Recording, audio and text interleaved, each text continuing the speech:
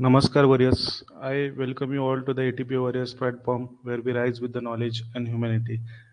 तर आजच्या सेशनमध्ये पर्टिक्युलरली आपला इनिशियल पार्ट झालेला आहे मेथड्स ऑफ व्हॅल्युएशन. म्हणजे ATP साठी कोणकोणत्या मेथड्स ऑफ व्हॅल्युएशन आपल्याला स्टडी करायसाठी आहेत. व्हॅल्युएशन आपण कशासाठी करतो ह्याचा एक इनिशियल व्हिडिओ आपण यापूर्वी कंप्लीट केलेला आहे. त्याच्यानंतर तुम्हाला यापूर्वी सगळ्या गोष्टी आपल्या जो इनिशियल पार्ट आहे आपल्या सिलेबसमध्ये त्या सगळ्यामधून आपण गो थ्रू केले. म्हणजे काय व्हॅल्यू कशी असते, कॉस्ट कशाला म्हणतात, प्राइस कशाला म्हणतात, त्याच्यानुसार सप्लाय डिमांड कर्व कसा असतो, सप्लाय आणि डिमांडनुसार मार्केटमधल्या प्राइस अप आणि डाऊन कशा होत असतात. तर ह्या सगळ्या गोष्टी आपण बघितलेल्या आहेत. ठीक आहे, इनिशियल सगळ्या गोष्टी ज्या सिलेबसमध्ये आहेत त्या बघितलेल्या आहे. बट आता हा जो शेवटचा पार्ट आहे, पॉईंट नंबर 18 आपल्या सिलेबसमधला आहे मेथड्स ऑफ व्हॅल्युएशन. तर त्यामध्ये काही ठराविक मेथड्स आपल्याला दिले आहेत. फॉर एक्झाम्पल तुमची मार्केट अप्रोच मेथड्स म्हणा, कॉन्ट्रॅक्टर मेथड, बेल्टिंग मेथड म्हणा, कॉम्पॅरेटिव्ह मेथड असेल. तर ह्या काही पर्टिक्युलर मेथड्स आहेत. तशा मेथड्स बघायला गेल्या तर व्हॅल्युएशनच्या आपल्याला आहेत भरपूर अजून बघायला गेलं तर. बट ह्या ज्या काही पर्टिक्युलर मेथड्स आहेत ज्या आपल्याला ATP साठी स्टडी करायच्या आहेत त्याच्याविषयी आपण बघणार आहोत. त्यातल्या मेनली आज आपण कम्पॅरेटिव्ह मेथड आणि मार्केट अप्रोच मेथड ह्या थोड्याशा समजून घ्यायला पण इंटरेस्टिंग आहेत आणि बघितलं तर सिमिलरली जरा इंटरडिपेंडंट पण वाटतं. ठीक आहे, तर त्याच्यावरती मार्केट फोर्सेस कसे अप्लाय होतात, प्रॉपर्टीचे टाईप्स काय असतात, मार्केटचे टाईप्स काय असतात, खूप इंटरेस्टिंग व्हिडिओ असणार आहे. आणि सगळ्यात महत्त्वाचं म्हणजे ह्या मेथड्सवरती आय थिंक ADTP 2013ला क्वेश्चन विचारला होता आणि त्याच्यानंतर काय मला दिसण्यात आलं नाही. बट आत्ता 2022ला सुद्धा याच्यावरती क्वेश्चन नव्हता. सो ह्या वेळेला येण्याचे चान्सेस असू शकतात. त्यामुळं हा व्हिडिओ पूर्णपणे बघा, गॅरंटेड तुमचे मार्क्स याच्यामध्ये जाणार नाहीत. आणि क्वेश्चनचे जर तुम्ही टाईप पाहिलं, ठीक आहे, तर ते क्वेश्चनचे टाईप हे असे जास्त क्लिष्ट प्रकारचे नसून एक जनरल तुम्हाला कन्सेप्ट माहिती आहे का इतकं चेक केलं जाते सुरुवातीला या लेवलला. तर ठीक आहे, त्यामुळे ह्या तुम्हाला गोष्टींची कन्सेप्ट माहीत असली तर डेफिनेटली तुम्ही ते क्वेश्चन टॅकल करू शकता असं आम्हाला वाटतं. ठीक आहे, तर स्टार्ट करूया आजचा टॉपिकला. तर तो आहे कम्पॅरेटिव्ह मेथड. ठीक आहे, यापूर्वी तुम्हाला सांगितलं आपण कशासाठी व्हॅल्युएशन करतो. ठीक आहे, व्हॅल्युएशन का केलं जातं, त्याचा पर्पज काय असतो आणि जो कोण आपला व्हॅल्युअर असतो तर त्याच्यामध्ये काय काय क्वालिटीज असतात या गोष्टींविषयी डिस्कस केलेलं होतं आपण. ठीक आहे, म्हणजे बेटरमेंट चार्जेस, कोर्ट फीजसाठी, इन्शुरन्ससाठी, मॉर्गेजेससाठी, रेंट डिटर्मिनेशनसाठी, या सगळ्या गोष्टी तर आल्याच.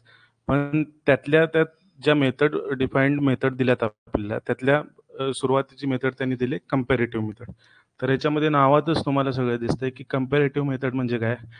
आजूबाजू समजा तुमच्या आता लाईक कमोडिटी मार्केट कसं असतं की तिथं तुम्हाला आजूबाजूला भरपूर तुमचे कॉम्पिटिटर्स असतात. तसं रिअल एस्टेटच्या मार्केटमध्ये जर आपण पाहायला गेलं तर इतके तुम्हाला काय म्हणतात फ्रिक्वेंट तिथं ट्रान्झॅक्शन नसतात.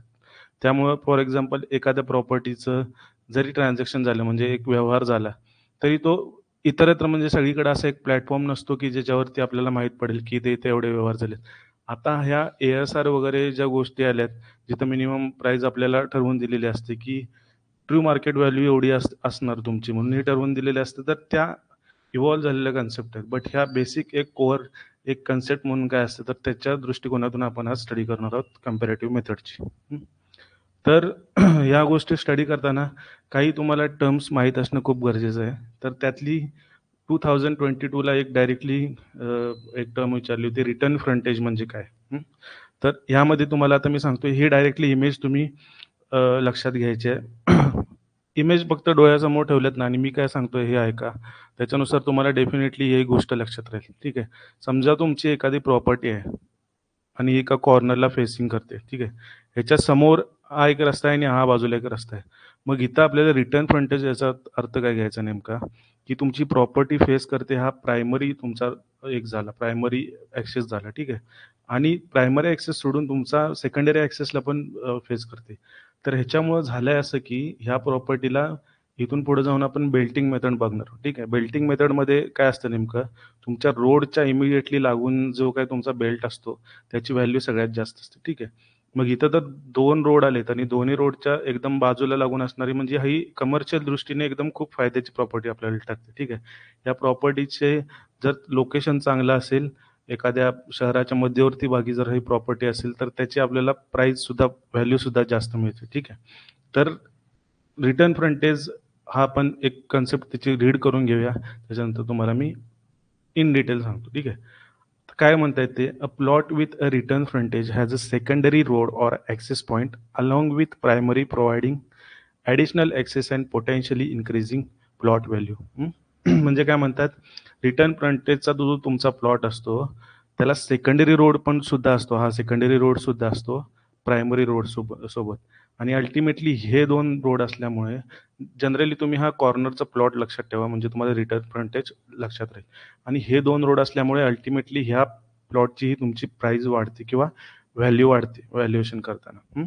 असं त्यांचं म्हणणं आहे. आणि ॲडव्हान्टेजेस जर म्हटलं तर काय, बेटर एंट्रन्स फॅसिलिटी आणि मोर लाईट अँड व्हेंटिलेशन. ठीक आहे.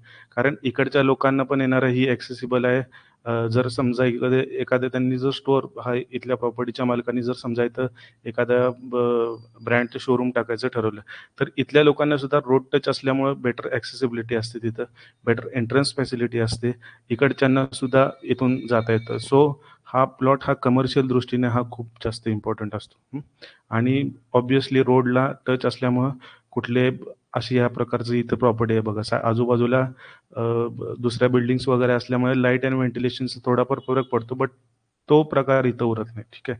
तर ही कन्सेप्ट आहे तुमची रिटर्न फ्रंटेजची. त्यानंतर आपले सेकंड बघितलं तर डबल फ्रंटेज. आता रिटर्न फ्रंटेज आणि डबल फ्रंटेजमध्ये काय बघितलं, तर रिटर्न फ्रंटेजला आपण पर्टिक्युलरली बघितलं होतं की तुमची प्रॉपर्टी ही इथपर्यंत अशी फेसिंग होती. ठीक आहे. आणि हा तुमचा सेकंडरी रोड होता आणि हा तुमचा प्रायमरी रोड होता. पण डबल फ्रंटेजच्या बाबतीत असं होतं की तुमच्या बोथ एंड साईडला, तुमच्या फ्रंट साईडला आणि रिअर साईडला सेपरेट रोड्स असतात जे फेस करत असतात प्लॉटला. आणि हा जो तुमचा दिलाय ना, हा रोड नका समजू, हा मीन्स ऑफ ॲक्सेस आहे या दोन प्रॉपर्टीसाठी.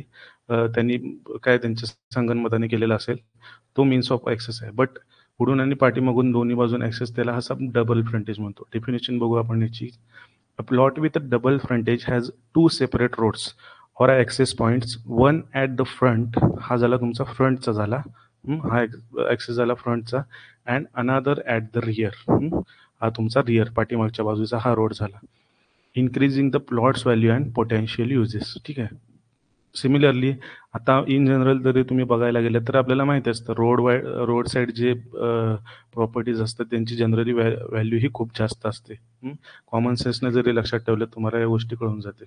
ॲडव्हान्टेजेस सेम लाईक तुम्हाला रिटर्न फ्रंटेज सारखे मिळतात. बेटर एंट्रन्स फॅसिलिटी असते आणि मोर लाईट अँड व्हेंटिलेशन्स असतं. ठीक आहे. आता डेप्थ इन्फ्लुएन्स आणि डेप्थ मॉडिफिकेशन फॅक्टर हे का आपल्याला उपयोगाचं पडतं, ह्या सगळ्या कन्सेप्ट आता आपण डिस्कस ह्यासाठी करतोय की तुम्हाला पुढे जाऊन ह्याचा रिलेव्हन्स लागणार आहे. तुम्हाला ज्यावेळेला बिल्डिंग मेथड्स मध्ये वगैरे जाल तर ह्या तुम्हाला कन्सेप्ट तिथं तुम्हाला डेप्थ म्हणजे काय नेमकं. ठीक आहे. आणि आपण कशाबद्दल बोलतो या गोष्टी करतो. आता स्टार्टिंगला मी तुम्हाला एक्सप्लेन करून सांगतो, त्याच्यानंतर आपण हे रीड करू. ठीक आहे. आता फॉर एक्झाम्पल समजा हा तुमचा रस्ता आहे आणि ही तुमची इथं प्रॉपर्टी आहे. आता हा रस्ता आहे आणि तुमची प्रॉपर्टी आहे म्हटल्यानंतर आपण आता बघितलं की फ्रंटेज म्हणजे काय असतं. बिल्डिंग मेथडमध्ये एक इन जनरल तुम्हाला ओव्हरव्ह्यू सांगतो की हा जो पहिला बेल्ट असतो ना, ह्याची प्राइस जनरली ह्या दुसऱ्या बेल्टपेक्षा हायर असते. ठीक आहे. आणि या तिसऱ्या बेल्टची कम्पॅरेटिव्हली या दोघांपेक्षा कमी असते. आणि हा जो इकडं कोपऱ्यातला हा राहतो तर कम्पॅरेटिव्हली ह्या तिघांपेक्षा कमी त्याची होती प्राइस. ठीक आहे. तर अशा पद्धतीने बिल्डिंग मेथडचे व्हॅल्युएशन आपण करतो. बट एखादा पर्टिक्युलर एरिया आपण घेतला, समजा पुण्यामधला एक सदाशिवपेठ एरियामध्ये घेतला आपण. ठीक आहे. तर त्या रोडला, तिथल्या सदाशिवपेठमधल्या रोडला 3-4 समजा प्रॉपर्टीज असतील. नॉट नेसेसरी की सगळ्या प्रॉपर्टीचे प्लॉट हे सेम साईजचे असायला पाहिजेत. एखादा प्रॉपर्टीचा प्लॉट ह्या मोठ्या साईजचा असेल, एखादा प्रॉपर्टी ही छोट्या साईजची असेल. ठीक आहे. मग ह्याची जर आपण डेप्थ बघितली, डेप्थ म्हणजे ही खोली नाही बघत आहे आपण, हा नेमका त्याची लांबी बघतोय आपण. ठीक आहे. इथं लांबी ह्या रोड पासून त्या प्लॉटची लांबी किती आहे त्याच्यानुसार त्याचं व्हॅल्युएशन होत असतं. ठीक आहे. मग ऑन एन ॲव्हरेज यांनी इथे एक स्टँडर्ड डेप्थ डिफाईन केलेली असते. फॉर एक्झाम्पल इथली स्टँडर्ड डेप्थ यांनी ही डिफाईन केली, राईट. समजा रोड पासून ही त्यांनी standard depth on an average पूर्ण एवढ्या एरियामधली ही स्टँडर्ड डेप्थ आहे समजा, राईट.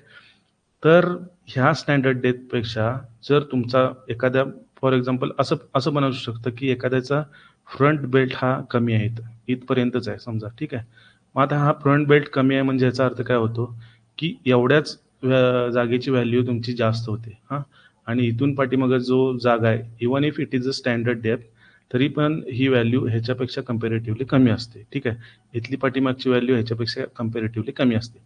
त्या उलट पक्षी हा तुमचा मोठा प्लॉट झाला. ह्याचा तुमचा फ्रंट म्हणजे जो तुमचा स्टँडर्ड डेप्थ आहे, ही तुमची स्टँडर्ड डेप्थपेक्षा तुमचा ह्याची डेप्थ ही खूप मोठी आहे. ठीक आहे. त्यामुळे इथं एवढ्या लँडची व्हॅल्यू तुम्हाला जास्त मिळते. ठीक आहे. पण आपण इथं डेप्थ इन्फ्लुअन्स म्हणतोय म्हणजे काय? समजा ही तुमच्या स्टँडर्ड डेप्थच्या कंपॅरेटिव्हली आपण बघितलं, की इन्क्रीज होते आणि डिक्रीज होते व्हॅल्यू. इन्क्रीज कधी होते? ज्यावेळेला डेप्थ जास्त होईल त्यावेळेला इन्क्रीज होते. ज्यावेळेला डेप्थ कमी असेल त्यावेळेला डिक्रीज होते. बट नॉट नेसेसरी ती लांबी असते त्याच्या प्रपोर्शनमध्येच ती इन्क्रीज आणि डिक्रीज होते. ठीक आहे. ह्यालाच आपण डेप्थ इन्फ्लुअन्स म्हणतो. डेफिनेशन रीड करू आपण, तुम्हाला अंडरस्टँड होईल. For particular locality there is a relationship of frontage with depth. हा जो तुमचा फ्रंटेज आहे त्याचं रिलेशन एखाद्या डेप्थसाठी आपण एक डिफाईन करतो एका पर्टिक्युलर लोकॅलिटीसाठी, तर त्याला आपण स्टँडर्ड डेप्थ म्हणतो. ठीक आहे. ही ठरलेली असते स्टँडर्ड डेप्थ. आता ते काय म्हणतात, if the actual depth of the plot is less than standard depth, ह्या प्रकारामध्ये. ठीक आहे. ही स्टँडर्ड डेप्थ आपण इथं डिफाईन केले. ही जर लेस असली तर काय म्हणतात ते, तर value will be less. Right. मगाशी आपण जसं डिस्कस केलं याची व्हॅल्यू ही कमी होऊन जाईल. आणि इफ मोर जर जास्त असेल तर व्हॅल्यू विल बी मोर. ठीक आहे. हे कॉमन सेन्सनं लक्षात येणाऱ्या गोष्टी आहेत. But this increase or decrease म्हणजे जी काय व्हॅल्यू ही वाढते आणि कमी होते is not in a proportion to the increase and decrease in depth. म्हणजे ती ह्या लांबीच्या प्रमाणात कमी जास्त होत नाही. ठीक आहे. त्याच्या तिथल्या व्हॅल्यूनुसार ती आपल्या आपल्या ह्याच्यात म्हणजे त्या इन्क्रीज आणि डिक्रीजिंग व्हॅल्यूचं ह्याच्याशी डायरेक्टली बघायला गेलं तर त्याच्या प्रपोर्शनमध्ये काहीच सारखेपणा जाणवत नाही. त्याच्या प्रपोर्शनमध्ये इन्क्रीज आणि डिक्रीज अजिबात होत नाही. ठीक आहे.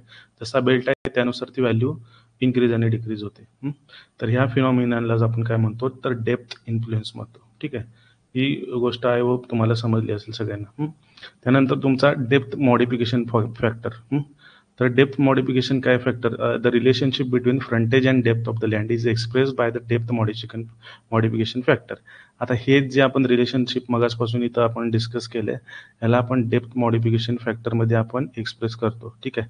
आणि हा डेप्थ मॉडिफिकेशन फॅक्टर एखाद्या व्हॅल्यूवर ज्यावेळेला आपण व्हॅल्यू करत असतो किंवा एखाद्या कॉन्ट्रॅक्टर किंवा डेव्हलपर तिथं डेव्हलपमेंट करत असतो, तर त्यावेळेला त्याची डेप्थ मॉडिफिकेशन फॅक्टर बघून त्याला इमिडिएटली कळून जातं की ह्या प्लॉटची इफिशियन्सी किती आहे, हा प्लॉट मार्केटमधून किती व्हॅल्यू म्हणजे किती व्हॅल्यू फेच करू शकतो किंवा इन फ्युचर ह्याची किंमत किती वाढू शकते, इथलं डेव्हलपमेंट पोटेन्शियल काय आहे, ह्या सगळ्या गोष्टी ह्या मॉडिफिकेशन फॅक्टरवरून कळत असतात. ह्या गोष्टी बघण्याचा उद्देश इतकाच होता की मागच्या वेळेला 2022 मध्ये तुम्हाला रिटर्न फ्रंटेज विचारलं होतं, त्याच्याशी रिलेटेड आयोग पुढं मागं जात असतात. इन जनरल आपण कंबाईन एक्झाम्स किंवा राज्यसेवा वगैरे मध्ये बघितलं तर तिथून पुढं पाठीमागं कन्सेप्टवरती आयोग थोडंसं फिरत असतं. सो ह्या गोष्टी तुम्हाला खूप इम्पॉर्टंट आहेत. हे स्लाईड सुद्धा शेअर करेन मी नंतर, तुम्ही बघून घ्या सगळ्या. ठीक आहे. तर ठीक आहे. तुम्ही ATP वॉरियर्सचं जर ॲप्लिकेशन डाउनलोड केलं नसेल तर प्ले स्टोअरवरती जाऊन ATP वॉरियर्स सर्च केलं की तुम्हाला ॲप्लिकेशन मिळून जाईल. टेलिग्रामवरती सुद्धा ATP वॉरियर्स सर्च करा, तुम्हाला हा लोगो दिसेल. त्याच्यावरून तुम्ही ॲप्लिकेशन डाउनलोड करू शकता. ह्याच्यामध्ये फुल कोर्स अपलोड केलेला आहे. ठीक आहे. आणि जर कोणी ॲपल यूज करत असतील म्हणजे आयफोन यूज करत असतील तर त्यांनी क्लासप्लस लाईट हे डाउनलोड करा ॲप्लिकेशन आणि NJFCZ हा कोड टाकून तिथं लॉग इन केलात की तुम्हाला जे काही कोर्स असतील, टेस्ट सिरीज 10,000+ क्वेश्चन्स वगैरे आहेत आणि जे काही मेंटरशिप व्हिडिओज आहेत, जसं आता हा एक रेकॉर्ड करतोय मी, तर त्यानुसार तुम्हाला सगळे इन डिटेल मिळून जाईल. ठीक आहे. ज्यामध्ये आपण पूर्ण सिलेबस कव्हर केलेला आहे. तर ह्याच्यामध्ये पर्टिक्युलरली आपण आता पहिली मेथड जी दिलेली आहे आपल्याला स्टडीला, ही कंपॅरेटिव्ह मेथड. जसं मी म्हटलं की कंपॅरिझन करायचं इथं आपण. ठीक आहे. तर कंपॅरिझन कशा पद्धतीने करतं, वन बाय वन आपण इथं पाहू. आता ह्या मेथडमध्ये काय केलं जातं, in this method various transactions of nearby lands are properly studied and then fair rate of land under consideration is decided. म्हणजे काय करतात, आता समजा ही तुमची प्रॉपर्टी ए आहे. ह्या ए प्रॉपर्टीचं तुम्हाला व्हॅल्युएशन करायचं आहे आणि ही तुमची बी प्रॉपर्टी आहे आणि ही तुमची आहे सी प्रॉपर्टी. आता ह्या प्रॉपर्टीचं तुम्हाला पर्टिक्युलरली तुम्हाला व्हॅल्युएशन करायचं आहे आणि तुमच्याकडे ह्या प्रॉपर्टीचा आणि ह्या प्रॉपर्टीचा डेटा अवेलेबल आहे. तर डायरेक्टली तर तुम्ही अंदाजे या दोघांचा डेटा घेऊन ह्याचं एक व्हॅल्यू नाही ना डिसाईड करू शकत. तर ह्याच्यासाठी तुम्हाला प्रॉपर स्टडी करावा लागतो. खूप पर्टिक्युलर फॅक्टर असतात व्हॅल्युएशन करताना, म्हणजे त्यांची समजा लोकेशन कुठे आहे, ती प्रॉपर्टी ला म्हणजे मीन्स ऑफ ॲक्सेस वगैरे आहे की नाही, तिथून ट्रान्सपोर्टेशन कम्युनिटीज वगैरे, हेल्थ केअर सेंटर्स वगैरे जवळ आहेत, भरपूर साऱ्या गोष्टी या मॅटर करत असतात. हा प्रॉपरली कम्पॅरेटिव्ह स्टडी करून ह्या आपण ह्याची व्हॅल्यू डिसाईड करत असतो. कसं ते आपण एक्झाम्पल थ्रू बघणार आहोत पुढं. बट एक लक्षात ठेवा की इथं आपल्याला प्रॉपरली स्टडी करावा लागतो हे कन्सिडरेशन करण्यासाठी ह्या प्रॉपर्टीसाठी. आता नेक्स्ट काय म्हणतात ते, तर this method is useful only in active market where large number of statistics are available. Very very important point. असं नाही करायला पाहिजे. असं म्हणजे फॉर एक्झाम्पल तुम्ही समजा आपण कोकण भाग घेऊ, ठीक आहे. कोकणामध्ये इन जनरली इतकी डेव्हलपमेंट पाहायला मिळत नाही. हा तुमचा सह्याद्री पर्वत, ह्याच्या खालचा हा सगळं तुमचा कोकण झाला, राईट. त्यात पर्टिक्युलरली आपण तळ कोकणात आहे समजा आणि हा तुमचा समुद्र. आता तळ कोकणामध्ये एखाद्याची जर प्रॉपर्टी तुम्ही बघितल्यात तर एकर एकर मध्ये विकायला काढलेल्या असतात त्या प्रॉपर्टी. कारण का माहिती आहे का, तिकडं इतकी डेव्हलपमेंट झालेली नाही आणि तिथं घेणारा प्रॉपर्टी हा झाड लागवड म्हणजे आंबा लागवड, काजू लागवड ह्यासाठीच पर्टिक्युलरली तिथले ट्रान्झॅक्शन्स होत असतात.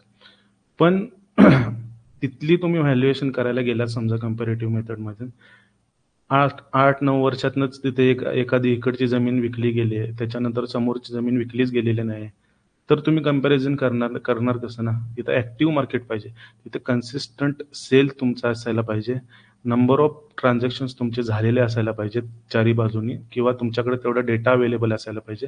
त्या बेसिसवरती तुम्ही ह्या प्रॉपर्टीचं व्हॅल्युएशन करू शकता, असं त्याचा अर्थ आहे. त्यालाच आपण म्हणतो की ॲक्टिव्ह मार्केट, बायर्स आणि सेलर्स इथं ॲक्टिव्ह असायला पाहिजेत, ठीक आहे. तर त्यावेळेला तुम्ही एक प्रिसाइजली कंपॅरिझन करू शकता. नेक्स्ट काय म्हणतात, the time, the element of time plays vital role in this method. तर टाइम का इम्पॉर्टंट रोल प्ले करतोय, कारण ही प्रॉपर्टीचं समजा 2000 मध्ये व्हॅल्युएशन झाले आणि हे 2005 मध्ये आपण एखाद्या प्रॉपर्टीचं व्हॅल्युएशन करतोय, तर 5 वर्षामध्ये ऑन एन ॲव्हरेज आपण जर बघितलं तर आपला जो काय आपला महागाई जी वाढ होते ती ऑन एन ॲव्हरेज बघायला घेतलं तर देश पातळीवरती 8% होत असते, ठीक आहे. मग 5 वर्षानंतर 8% तशी कन्सिडर करत जायचं आणि त्याच्यानुसार ते ॲडिशन करून मग ह्याची व्हॅल्यू आपण घ्यायची असते. तर कशी ते आपण एक्झाम्पल थ्रू बघणारच आहोत. एक इन जनरल लक्षात ठेवा की टाईम हा खूप इम्पॉर्टंट रोल प्ले करतो या गोष्टींमध्ये. आता ह्या सगळ्या गोष्टी तर करतोय आपण, सगळे व्हॅल्युएशन करायला घेतलं, आजूबाजूच्या प्रॉपर्टीचं आपण किंमत वगैरे काढायला घेतली. बट ही प्रॉपर्टी एक झाली तुमची ए प्रॉपर्टी, एक बी आणि सी. तर यांची व्हॅल्यू कोण ठरवतं, तर अगेन आपण ASR मध्ये जो शासनाने ठरवलेला अॅन्युअल स्टेटमेंट जो रेट आहे तो बाजूला ठेवायचा, ठीक आहे. कन्फ्युजन करून घ्यायचं नाही याच्यामध्ये. एक जनरल बेसिक, जसे आपण ABCD शिकतो आणि त्याच्यापासून वर्ड बनवतो, त्यानुसार ही एक बेसिक मेथड्स आहेत, त्याच्यानंतर त्या इव्हॉल्व्ह झालेल्या कन्सेप्ट्स आहेत, ठीक आहे. तर ते करण्यासाठी खालील फॅक्टर तुमचे, एक तुम्हाला हे सगळे फॅक्टर तुम्हाला लक्षात घ्यावे लागतात, ठीक आहे. The following factors are taken into account while making analysis of cell instances.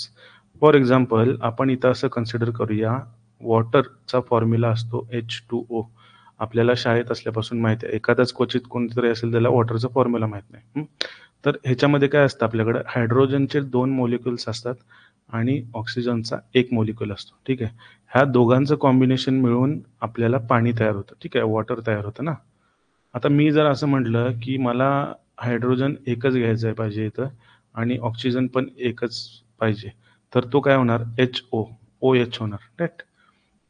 मग इथं माझं पाणी तयार होणार आहे का, नाही. मग याच्यावरून एक गोष्ट आपल्याला काय कळते, एखादंच प्रत्येक गोष्ट ह्याच्यातली ही इक्वली इम्पॉर्टंट आहे, तरच त्याचं कॉम्बिनेशन मिळून एक गोष्ट तयार होते, ठीक आहे.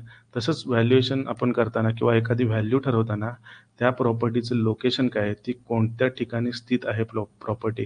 जसं आपण मगाशी म्हटलं की कोकणात एकदम तळ कोकणात आहे का, किंवा एकदा समजा पुण्यात घेतलं तर एकदम स्वारगेट ठिकाणी आहे की वाघोली आउटसाईड. आता वाघोली पण थोडं झालंय आतमध्ये, एकदमच आउटसाईड जर आपण बघितलं की लोणी काळभोर वगैरे या ठिकाणी आहे, तर अशा पद्धतीच्या गोष्टी आपण तिथं लक्षात घ्यायच्या असतात. ठीक आहे. त्याच्यानंतर साईज तुमच्या प्रॉपर्टीचा, ठीक आहे. म्हणजे किती एकरमध्ये आहे की तुमची गुंठ्यांमध्ये प्रॉपर्टी आहे. म्हणजे जशी साईज असणार तशी ती प्राईस वाढत असणार. प्रॉपर्टीचं शेप काय आहे?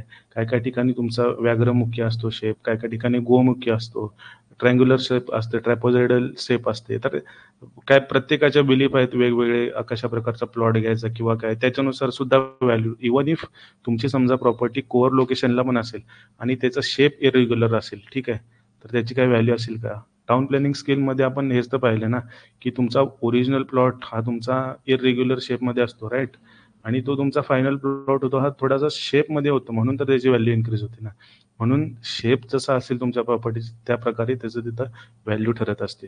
मगाशी आपण बघितलं फ्रंटेज आणि डेप्थ. तुमची जे स्टँडर्ड डेप्थ आहे, डेप्थ इन्फ्लुएन्स फॅक्टर काय आहे तिथला, त्याच्यानुसार सुद्धा प्रॉपर्टीची किंमत कळत असते आपल्याला, व्हॅल्यू कळत असते. लँड लॉक प्लॉट्स म्हणजे चारी बाजूने समजा प्रॉपर्टीने एखाद्या प्लॉटला घेरलंय.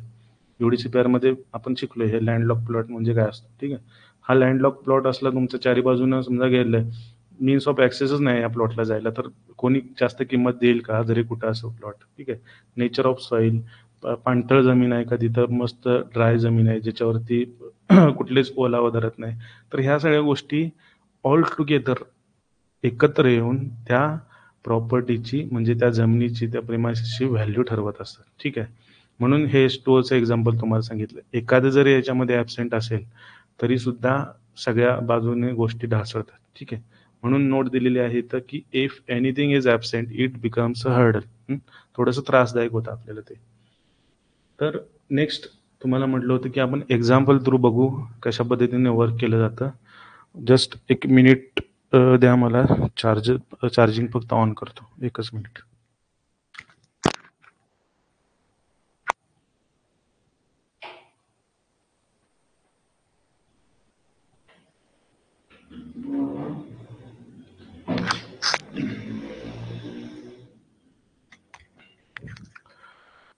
सॉरी.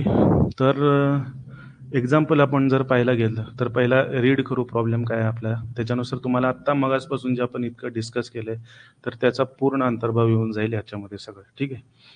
तर रेसिडेन्शियल फ्लॅट हा तुमचा रेसिडेन्शियल फ्लॅट आहे, having an area of 100 square metre in Pune. Pune ह्या भागामध्ये हा तुमचा रहिवासी भाग हा तिथं तिथं स्थित आहे. Is required to be valued in March 2005, 2005. हा तुम्हाला मार्च 2005 मध्ये याचं व्हॅल्युएशन करायचं होतं. आणि त्याच्या बाजूला sale instances of the flat A, हा तुमचा फ्लॅट ए आहे आणि हा तुमचा फ्लॅट बी आहे. आणि हा आपण कन्सिडर करू फ्लॅट सी आहे, ठीक आहे. तर sale instances of flat A is available for the same locality. तिथल्याच लोकॅलिटीमध्ये फ्लॅट एचा सेलिंग झालेला आहे, विक्री झालेली आहे. आता कशी विक्री झालेली आहे? इट इज फॉर फेब्रुवारी 2004, म्हणजे फेब 2004 मध्ये ह्याची विक्री झालेली आहे प्लॉटची. किती रुपयाला? Our flat having the area of 150 square metre for a price of 12 lakh rupees. 12 lakh रुपयाला हा तुमचा 150 स्क्वेअर मीटरचा प्लॉट गेला, ठीक आहे. मग त्याच्यानुसार 12 लाख डिवायडेड बाय तुमचं 150 केली तर तुम्हाला पर स्क्वेअर मीटर जाईल, ते आपण नेक्स्ट बघितले आहेस, बट एक लक्षात ठेवा.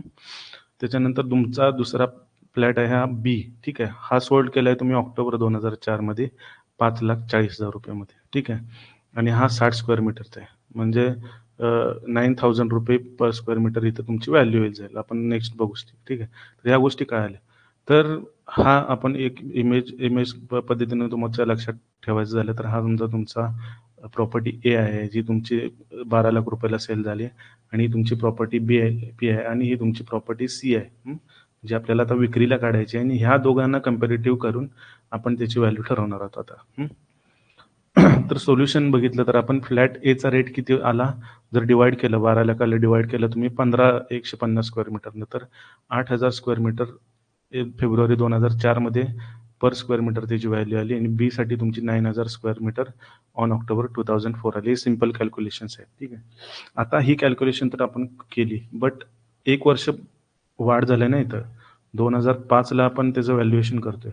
मग 2005ला कॅल्क्युलेशन करताना आपण मगाशी बघितलं तर time play very important role. ठीक आहे. मग टाईम कसा इम्पॉर्टंट रोल प्रोव्हाईड करतो, तर हे रेट्स ज्यावेळेला मॉडिफाय करायला लागतात. ठीक आहे. आणि इथं टाईम आणि एरिया फॅक्टर हे कन्सिडर करायचे. असे डिफरंट फॅक्टर कन्सिडर होऊ शकतात, बट आपण एक फॉर एक्झाम्पल टाईम आणि एरिया फॅक्टर घेतले तिथं. आणि रेट पण याचे काय तिथल्या कंडिशनवरती डिफर होत असतात. फॉर एक्झाम्पल इलिस्ट्रेटिव्ह म्हणून तुम्हाला समजायसाठी सोपे जावे म्हणून एक घेतलेले आहेत आपण पुढे जाऊन. ठीक आहे. तर इक्विव्हॅलंट रेट घेतली आपण मार्च 2005 ला किती वाढ झालेली असेल बाबा तिथल्या 1 वर्षामध्ये त्याची किंमत काय वाढली असेल आणि तिथला एरिया त्याचा कशा पद्धतीचा होता त्यानुसार आपण ह्या गोष्टी इन्क्रीज केलेल्या आहेत. ठीक आहे. तर कशा इन्क्रीज केलेल्या आहेत? फ्लॅट ए साठी आपण 8,000 वरती 13% घेतलेला आहे इन्क्रीज. म्हणजे तुमची टाईम व्हॅल्यू झाली 10% ने इन्क्रीज आणि दुसरी आपण बघितली होती तर 3%. अशी ऑन एन ॲव्हरेज किती काय व्हॉटएव्हर अजून तिथे 2-3 फॅक्टर असते तर तेवढ्याने इन्क्रीज केली असते. आपण केवळ डिक्रीज केली असते. ठीक आहे. एज असतं तर समजा जास्त ओल्ड प्रॉपर्टी आहे आपण डिक्रीज केलं असतं. तर अशा पद्धतीचं हे एक टॅली केलं असतं आपण. त्याच्यानुसार त्याची प्रॉपर्टीची फ्लॅट एची आत्तानुसार काय येते 9,040 येते. ठीक आहे. आणि फ्लॅट बीचं काय येते 9,180 येते. आता ह्या दोनांचा सुवर्णमध्य व्हॅल्युएशनला जो पण व्हॅल्युअर असतो त्याच्या एक्सपिरियन्सनुसार तो एक सुवर्णमध्य काढतो आणि त्याच्यानुसार एक फ्लॅट आता एक प्राइस ठरवतो. 2005 साठी ज्याचं व्हॅल्युएशन करायचं आहे ही प्राइस ठरवतो. ठीक आहे. मीन त्याचं घेतो. ठीक आहे. मग हे येतं 9,100 आणि किती स्क्वेअर मीटरचा प्लॉट आहे त्याचा तर 100 स्क्वेअर मीटर. तर त्याला मल्टिप्लाय केलं तर 9,10,000 ही त्याची किंमत आली. ठीक आहे. अशा पद्धतीनं हे तुमचं व्हॅल्युएशन होऊन जातं कंपॅरेटिव्ह मेथड. ठीक आहे. एवढी साधी सोपी कन्सेप्ट आहे. याच्यामध्ये तुमच्या लक्षात ठेवण्यासारख्या खूप म्हणजे विचारल्या जाण्यासारख्या खूप साऱ्या गोष्टी आहेत. टेस्ट सिरीजमध्ये ज्या PDF मध्ये अपलोड केले आहेत त्याच्यामध्ये सगळ्या गोष्टी तुम्हाला अपलोड केलेल्या आहेत. ठीक आहे. ते सोडवताना तुम्हाला समजेलच म्हणजे क्वेश्चन्स वगैरे काय. त्याबरोबर तुम्ही PYQ सुद्धा बघू शकता. आता नेक्स्ट आहे तुमची मार्केट अप्रोच मेथड. राईट. आता मार्केट अप्रोच मेथड आता ही जी बघितली आपण कंपॅरेटिव्हली बघितली ती मार्केटमध्येच बघितली. बट मार्केट अप्रोच मेथड म्हणजे नेमकं त्याच्यामध्ये डिफरन्स काय तर ही बघू आपण मार्केट अप्रोचमध्ये. आता ही सगळं सांगताना तुम्हाला एक गोष्ट मला एक सांगावीशी वाटते तर की सुरुवातीला फॉर एक्झाम्पल आता मला आजच्या डेटला ऑगस्टमध्ये 2000 किती 24मध्ये ठीक आहे ऑगस्ट 2024मध्ये मला एक मोबाईल फोन खरेदी करायचा आहे. त्या मोबाईलमध्ये मला 8 GB रॅम पाहिजे आणि 256 GB रॉम पाहिजे. ठीक आहे. अशा पद्धतीचं स्पेसिफिकेशन असलेला मला एक मोबाईल पाहिजे. तर माझ्याकडे आत्ता ह्या मोमेंटला डिफरंट ऑप्शन्स अवेलेबल आहेत. एक आहे माझ्याकडे आयफोन आहे, एक झालं OnePlus आहे, एक झालं सॅमसंग आहे, त्याच्यानंतर रेडमी आहे. असे नंबर ऑफ व्हरायटीज अवेलेबल आहेत. कारण कमोडिटी मार्केट आहे आफ्टर ऑल. इथं जास्त प्रकारचे कॉम्पिटिटर्स आहेत आणि प्रत्येकाला आपल्याला ऑन एन ॲव्हरेज माहिती आहे. हे बघायला गेलं तर 21,000 पासून 20,000 पासून तुम्हाला 1.5-2 लाखापर्यंत पण फोन मिळतात. ठीक आहे. पण प्रत्येकाची काहीतरी क्वालिटी आहे. ठीक आहे. त्यानुसारच आयफोनची किंमत जास्त असते आणि रेडमीची कमी असते. काही ना काहीतरी फरक आहे जो आपल्याला कळतो. त्यानुसार आपण एक ऑन एन ॲव्हरेज आपल्या डोक्यामध्ये एक गोष्ट असते. पण तसंच जर तुम्ही ह्याच्यामध्ये करायला गेलात कशामध्ये रिअल प्रॉपर्टीच्या व्हॅल्यूमध्ये तर तुम्हाला जर मार्केटमध्ये जर बाकीच्या गोष्टी तुमच्या ट्रान्झॅक्शन झालेल्या असतात. समजा इथं मी आज काहीतरी ही प्रॉपर्टी ए ही विकत घेतली 2021ला. कोरोनाच्या दरम्यान त्याच्यानंतर 1 वर्षात विकत घेतली ही प्रॉपर्टी आणि नॉट नेसेसरी या बी वाल्याला माहितीच असेल की मी इथे ट्रान्झॅक्शन केले. नॉट नेसेसरी या सी वाल्याला पण माहिती असेल की माझे ट्रान्झॅक्शन झाले. इथं कसं आपल्याला डोळ्यासमोर सगळ्या गोष्टी मार्केटमध्ये अवेलेबल आहेत त्यानुसार आपण किंमत जज करू शकतो. बट इथं आपण नाही ना करू शकत. इथं आपल्याला पर्टिक्युलरली तो डाटा असायलाच लागतो आणि त्याच्यासाठी आव्हान असं बघायला गेलं तर एक स्पेसिफिक कुठलं मार्केट नाही. ज्या एखादी समजा साईट आहे त्या साईटवरती दिसतंय सगळं की इथे एवढे ट्रान्झॅक्शन झाले मग मी माझ्या प्लॉटची साईज एवढी ठरवतो. अशा कुठली गोष्टी नाही ना. त्यामुळं इथं मार्केट हे तुमचं एक प्रिसाइज नसल्यामुळे थोडीशी डिफिकल्टी होते. ठीक आहे. म्हणून मार्केट अप्रोचमध्ये आपण काय बघतो की market approach to value of the property is important. ठीक आहे. And widely use approach to value any type of asset. Any type of ॲसेटनं आपण इथून व्हॅल्यू करू शकतो. It may be consumer goods, share and stocks, plant and machinery of real estate, open land or land with building. ठीक आहे. Open लँडचं पण करू शकतो आपण मार्केट अप्रोचनी आणि इम्प्रूव्हमेंट लँडचं पण करू शकतो. Provided the asset is marketable. Asset marketable आहे असं कन्सिडर करू. आता इथं हे जे तुम्हाला मी सांगितलं की डिमांड आणि सप्लाय फॅक्टर ही खूप मेजरली रोल प्ले करतात. कारण इथं जर प्रॉपर्टीला मागणी असेल किंवा तिथं जर प्रॉपर्टीचं जर सप्लाय असेल, म्हणजे एखादा विक्री विक्री करणारा व्यक्ती असेल, तरच तिथं म्हणजे त्याला ॲक्टिव्ह मार्केट असेल तरच तिथं फायदा होणार आहे. ठीक आहे. काय म्हणतात ते, demand and supply factor and quality of product are important aspects in determining exchange value of asset. ठीक आहे. आता ही खूप इम्पॉर्टंट गोष्ट आहे इथं. मार्केट इज अ सुप्रीम, ही गोष्ट आपण इथं कन्सिडर करायला लागते. मार्केट इज अ सुप्रीम याचा अर्थ काय होतो?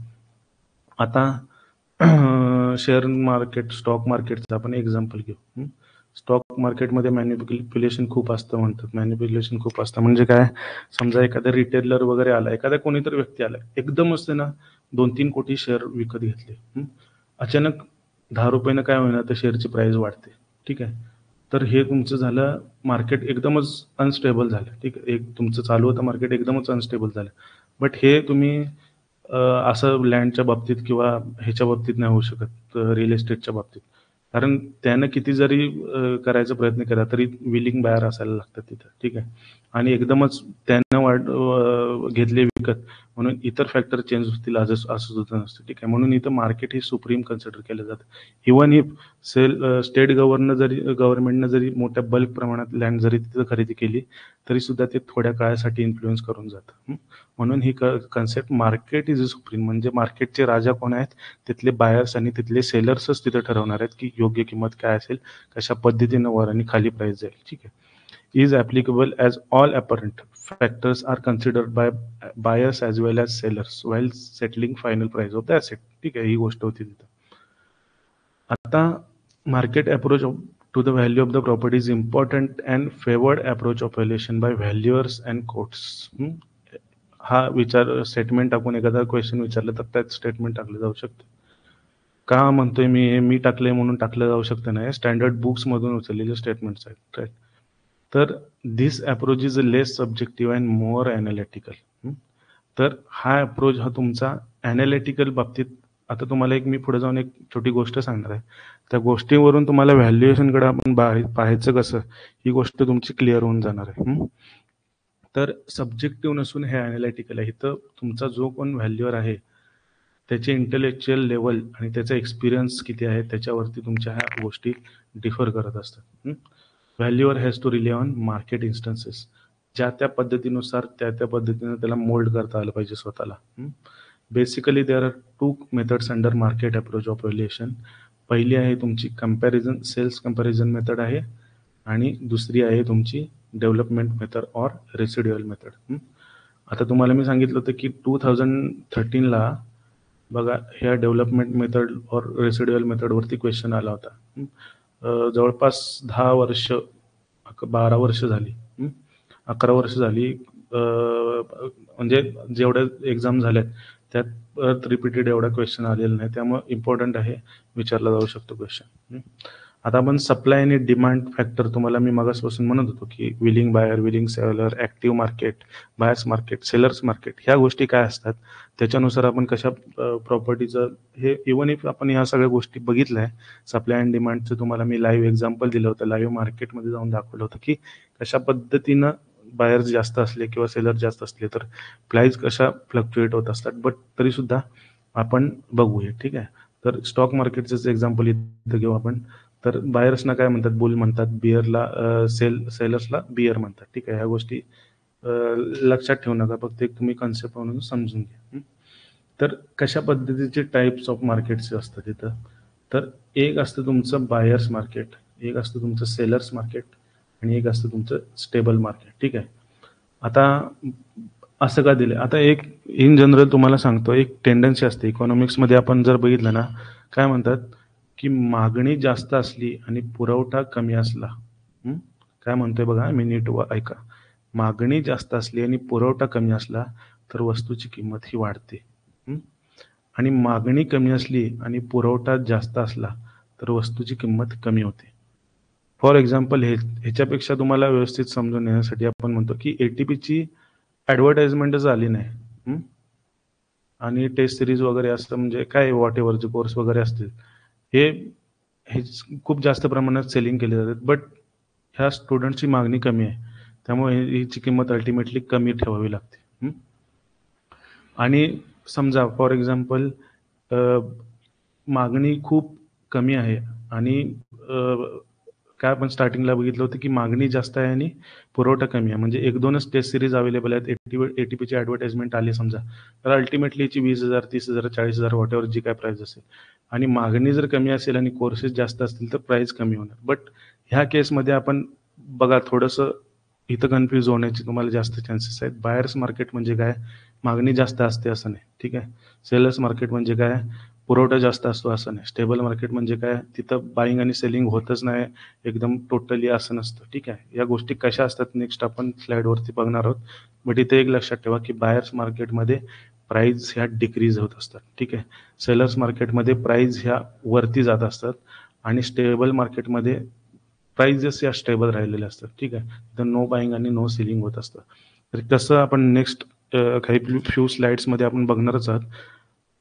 पण त्यात पण एक गोष्ट तुम्हाला एक लक्षात घ्यायला लागते की स्ट्रे सेल ट्रान्झॅक्शन्स म्हणजे जो आपण मगाशी मॅनिप्युलेशनचा जो फॅक्टर बघितला, एखादा पर्टिक्युलर तिथं समजा ऑपरेटर आला आणि त्यांनी बल्क मध्ये खरेदी केली, तर जशी प्राइस शेअरची वर जाते त्या पद्धतीनं इथल्या स्ट्रे सेल्स ट्रान्झॅक्शन्स हे एक अचानक झालेले तुमचे ट्रान्झॅक्शन हे मार्केटची कंडिशन एकदम हलवून टाकू शकत नाही तिथं. In market do not change the stable market situation.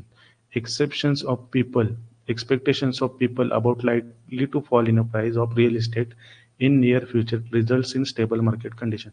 आता हे स्टेबल मार्केट का राहतं? समजा आता एखादा एरिया आहे, आपण कोल्हापूरचा एक भाग घेऊ. ही नदी आहे पंचगंगा. पंचगंगेच्या बाजूचा एक हा एरिया आहे. जरी तिथल्या एरियामध्ये पीक चांगलं येत असलं, पण दरवर्षी पावसाळ्यात तिथं जर फ्लडिंग होत असेल, तर अल्टिमेटली ह्या जमिनीची किंमत कमी होणार आहे. सलाईन लँड होऊन जाणार आहे ती, ठीक आहे. मग इथली लोक आजूबाजूची काय म्हणणार, याच्या बाजूला जो शेत आहे त्याचं लागून अजून 1-2 वर्ष थांबवायची प्राइस कमी होऊन जाईल, ठीक आहे. इतर तर काय घ्यायला बघणारच नाहीत, बट हा विचार करणार. मग हा काय करतोय? मार्केटला थंडावतोय आणि हा मार्केट स्टेबल करतोय. तो काय म्हणतोय? एक्सपेक्टेशन काय त्याचं की ह्याची प्राइस कमी होईल अजून आणि मी कमी किमतीत विकत घेईन. मग हे पण स्टेबल मार्केट कंडिशनला अफेक्ट करत असतात, लक्ष घ्या. आता बघू आपण की सेलर्स मार्केट काय असतं, बायर्स मार्केट काय असतं आणि स्टेबल मार्केट काय असतं. खूप इंटरेस्टिंग टॉपिक्स आहेत. रँडमली मी उचललेल्या आहेत या गोष्टी सगळ्या. हा इथं सेन्सेक्स आहे आणि ही मिड कॅप निफ्टी असेल आय थिंक सो, ठीक आहे. तर हे सगळं असं रिलायन्स नाही, बट तुम्हाला मी सांगतो इथं. आता इथं हा वर्ड तुम्हाला दिसतोय का? हा बीड. आणि हा इथं दिसतोय तुम्हाला ऑफर. बीड म्हणजे काय? ऑप्शन असतं ना, आपण एखादा ऑप्शन वगैरे बिडिंग करतात माहित आहे. बिडिंग म्हणजे आस्किंग प्राइस असते.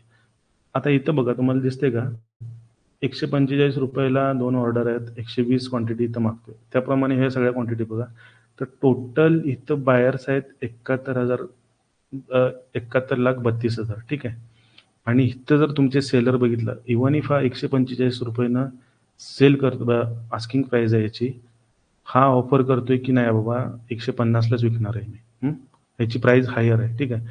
हीच टेंडन्सी असते ना. जो सेलर आहे, आता मी माझा कोर्स विकायचा आहे समजा, तर मी तुम्हाला म्हणणार की नाही नाही बाबा 10,000च माझा कोर्स आहे, 10,000च्या खालचं आहे. तर तुम्ही काय तुमच्यापैकी एखादा काय म्हणणार की नाही सर 8,000 रुपयाला द्या. ते माझ्यावरती डिपेंड आहे मी द्यायचं की नाही, ठीक आहे. बट जनरली मी माझ्या प्राइसवरती फर्म राहणार आहे. म्हणून इथं थोडक्यात जायला बायर्स जास्त आहेत आणि तुमचे सेलर कमी आहेत.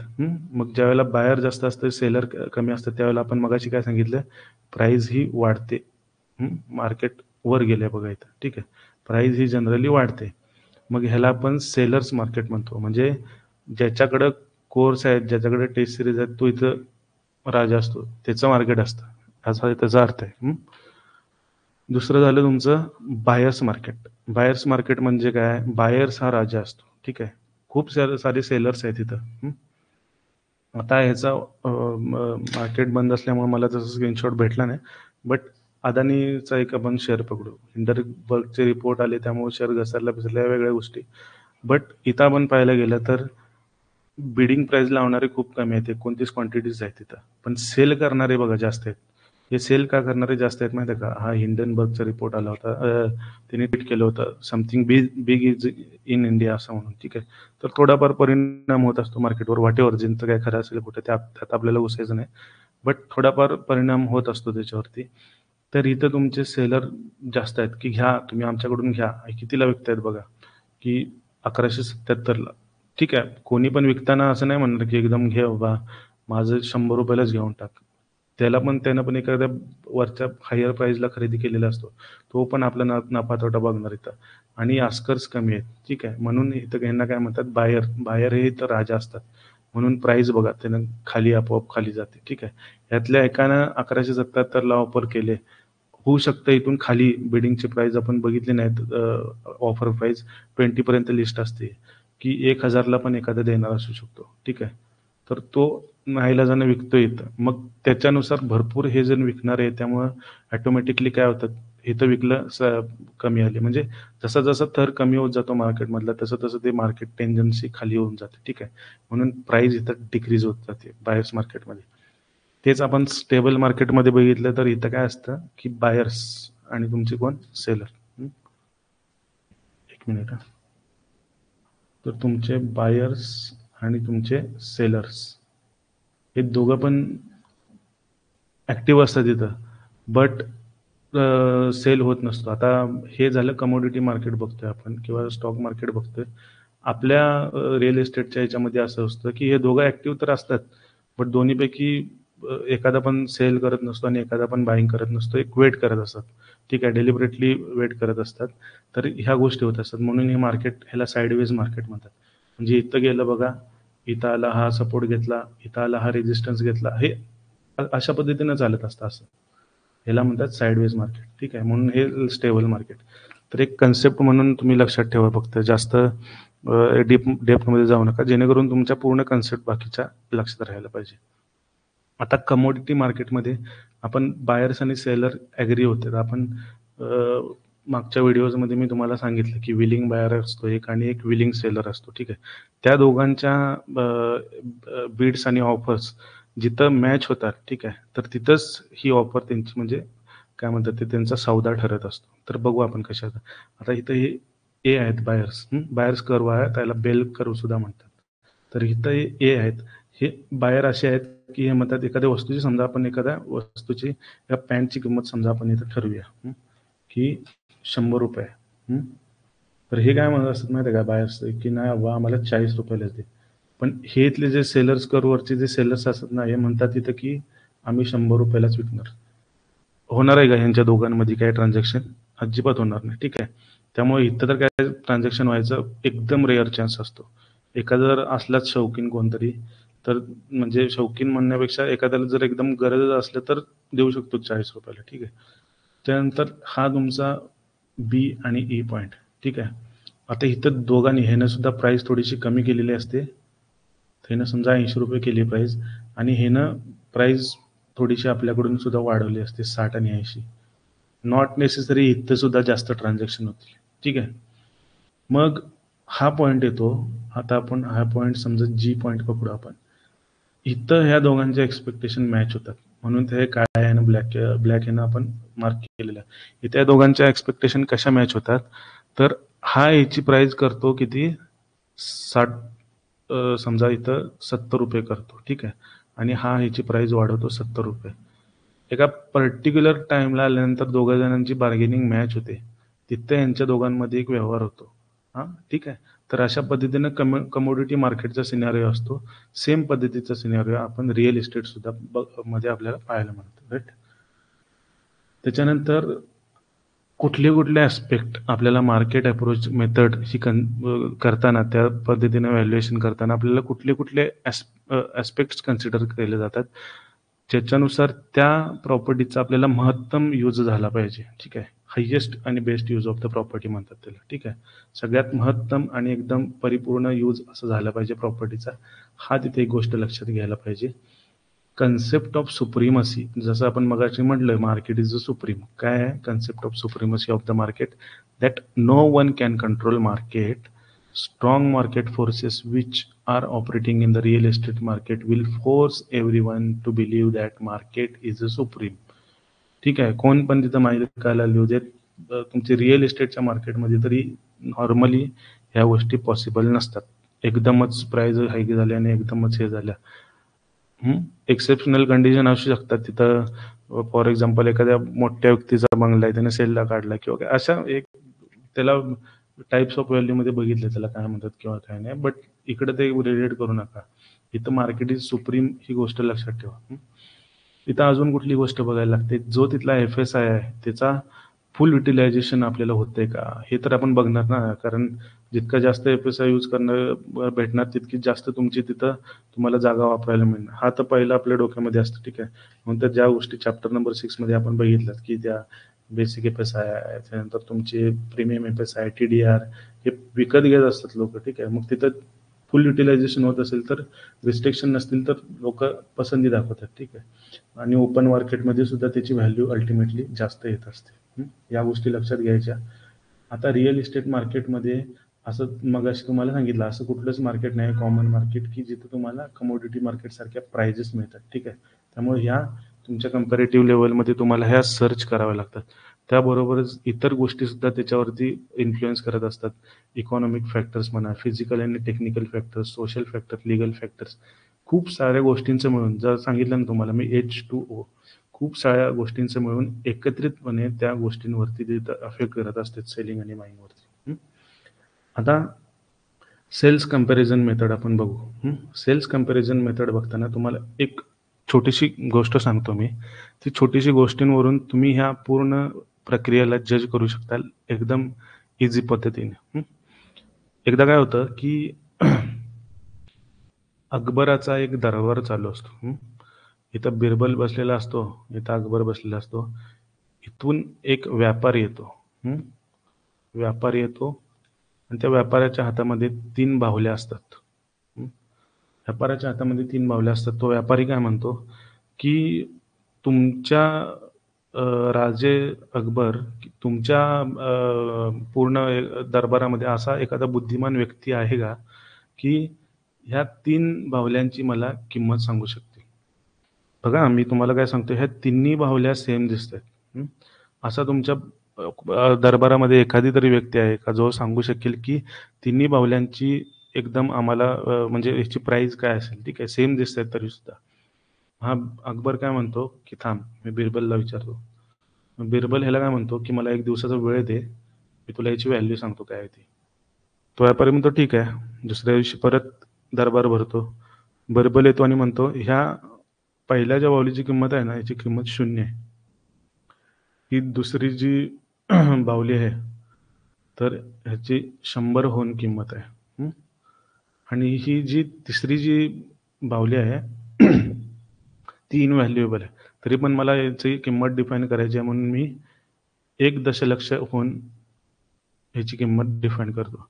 बरोबर आहे का सांग म्हणतो. मग हा अकबर काय म्हणतो या व्यापाऱ्याला, काय रे बाबा बरोबर सांगतोय का? तो व्यापारी म्हणतो एकदम करेक्ट सांगितलंय. मग अकबर बिरबलला विचारतो की काय रे बाबा कसं काय तू एकदम हे डिफाईन केलं? तो बिरबल काय म्हणतो, मी घरी घेऊन गेलो बाहुल्या आणि मी एक तार घेतली. पहिल्या बाहुलीच्या कानामधून तार घातली तर ती तोंडातून बाहेर आली. दुसऱ्या बाहुलीच्या कानामधून तार घातली, ती दुसऱ्या कानातून बाहेर पडली. तिसऱ्या बाहुलीच्या कानामध्ये तार घातली, ती बाहेरच आली नाही. ह्याच्यावरून मी असं ठरवलं की पहिली बाहुली ही त्याच्या मित्राचे प्रॉब्लेम ऐकून घेते, पण बाहेर पण सगळ्यांना सांगत फिरते, ठीक आहे. दुसरी बाहुली ही प्रॉब्लेम ऐकते तर, पण त्याच्यावरती सोल्युशन पण काढत नाही. त्यामुळे ह्याचा no harm no profit no loss आहे. त्यामुळे मी याची $100 करून टाकतो. तिसरी जी बाहुली आहे ही प्रॉब्लेम ऐकून पण घेते, सेल्फ आत्मचिंतन करून त्याच्यावरती सोल्युशन सुद्धा काढते, म्हणून याची किंमत इनव्हॅल्युएबल आहे. तर सांगण्याचा पर्पज आहे इथं की सेल्स कंपॅरिझन मेथडमध्ये ज्या वेळेला आपण एखादी प्रॉपर्टी खरेदी करत असतो, फॉर एक्झाम्पल ही तुमची प्रॉपर्टी जरा फार सिमिलर दिसणार आहेत बघा, बट प्रॉपर्टीज ह्या सेम एकदम जस्ट डिक्टू कुठंच मिळत नाही, ते आपण पाहिले याच्या अगोदर, ठीक आहे. बट सिमिलर दिसत असतील, रिक्वायरमेंट सेम असतील, तर ह्याची प्राइस 14 लाख का आणि ह्याची प्राइस 10 मिलियन का, ठीक आहे. ह्याची प्राइस 10 मिलियन का आणि ह्याची प्राइस 14 मिलियन का, तर इथं ह्या बाहुलींचा ऍस्पेक्ट तुम्हाला लक्षात ठेवायचा आहे की काहीतरी याच्यामध्ये अशी गोष्ट डिफरंट आहे जी ह्याच्यामध्ये नाही, ठीक आहे. म्हणून याची प्राइस 14 लाख रुपये, ठीक आहे. तर कशा पद्धतीनं बघू आपण नेक्स्ट जाऊन पुढे, तर ह्या ही गोष्ट फक्त लक्षात ठेवलीत ना तुम्ही, सेल्स कंपॅरिझन मेथड एकदम इझिली लक्षात येऊन जाईल. आता आपल्या ह्युमन टेंडन्सी आहे, एक मानवी स्वभाव असतो की कुठली पण गोष्ट घेताना कम्पेअर करायची. मोबाईलचंच एक्झाम्पल मगाशी घेतलं आपण. 8 GB 256 GB मोबाईल असला तरी हा आयफोन आहे, हा तुमचा वन प्लस झाला आणि हा तुमचा झाला रेडमी.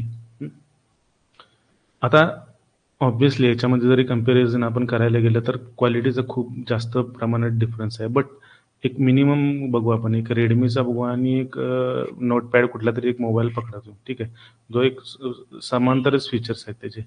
तर इथं काय करणार, ह्याची किंमत 10,000 आहे समजा आणि ह्याची किंमत एक 12,000 आहे. तर कंपॅरिझन करणार ना, कुठल्या ह्याच्यात मला जास्त फीचर मिळतंय, कुठल्या ह्याची चार्जिंगची कॅपॅसिटी, बॅटरीची कॅपॅसिटी जास्त आहे, कुठल्या ह्याचं फास्ट चार्जिंग होते, असे काही ना काहीतरी अनुमान लावून आपण ते ठरवणार. ही आपली ह्युमन टेंडन्सीज आहे. तसंच सेम आपण प्रॉपर्टीमध्ये सुद्धा कंपॅरिझन करायचं असतं. आणि सबस्टिट्यूशन ज्या काही गोष्टी असतात त्या कस्टमर थ्रूच आपण हे करत असतो. मग ह्या सगळ्या गोष्टींवरून आपण अनुमान एक काढायचा म्हटला तर काय अनुमान निघतो याच्यातून, की the similarity of the property may be deceptive. म्हणजे जी तुमच्या ज्या सिमिलर आता आपण बघितलं, ठीक आहे, वरच्या काय म्हणतात तुमच्या, तुम्हाला पाठीमागची स्लाइड दाखवतो. ह्या प्रॉपर्टी जरी सिमिलर दिसत असल्या, ह्याच्यामध्ये असा काही ना काहीतरी फरक असणार आहे जो ह्याला डिफरंट बनवतो. म्हणजे फॉर एक्झाम्पल बघू, इथं आपण झोनिंग रेग्युलेशन कमी असतील, तुमचे मार्जिनल डिस्टन्स कमी सोडायला लावले असतील, जास्त जागा वापरायला मिळत असेल, ठीक आहे, अशा काही गोष्टी असतील.